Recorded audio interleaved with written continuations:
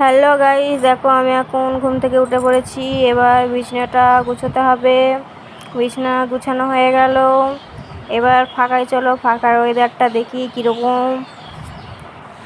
দেখো বৃষ্টি হচ্ছে ফাঁকায়। বৃষ্টির জন্য কোনো কাজ বাজ কিছু করা যাচ্ছে না, তো কি আর করব। বৃষ্টিতে ভিজে ভিজে মুখটা ধুয়ে নিলাম।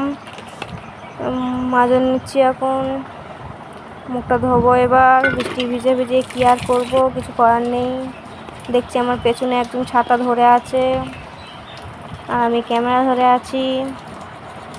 মুখ ধোয়া হয়ে যাবে, এবার মুখটা ধোবো।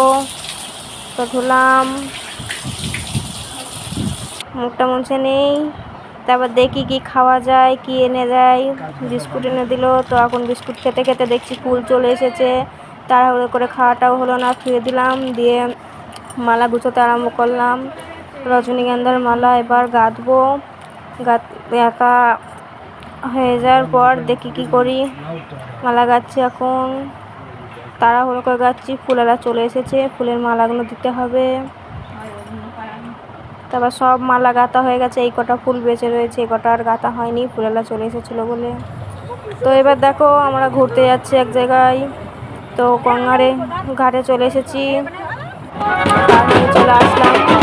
দেখো গাইস কত লোক নাচ গান করছে, ঠাকুর নিয়ে যাচ্ছে মাথায় করে। তো আমরা যাচ্ছি এখন ইনছুরো ঝাপানে যাচ্ছি।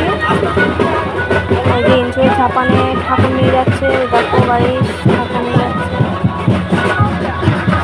তোমরা যদি কেউ ইনছুরো ঝাপানে গিয়ে থাকো তো আমাকে কমেন্টে বলবে, দেখবো আমার মতন কে কে গেছো ওখানে। আর এই ভিড়ের মধ্যে কী করে হেঁটেছো তাই একটু কমেন্টে বলবে। দেখো শুধু লোকের মাথা ছাড়া কিচ্ছু দেখা যাচ্ছে না, এত ভিড়। আর প্রচুর মেলাও বসেছে। ভিড়ের মধ্যে খেলাখেলি করে যাচ্ছি, কি আর করবো।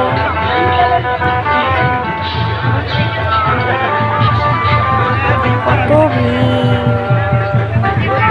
মেলাও বসেছে প্রচুর। মেলার ভিতরে চলে এসেছি। মেলার ভিতরটা পুরো ফাঁকা, রাস্তায় সব ঠাকুর দেখতে যাচ্ছে, সেখানে ভিড় আছে। মেলার ভিতরে পুরো ফাঁকা।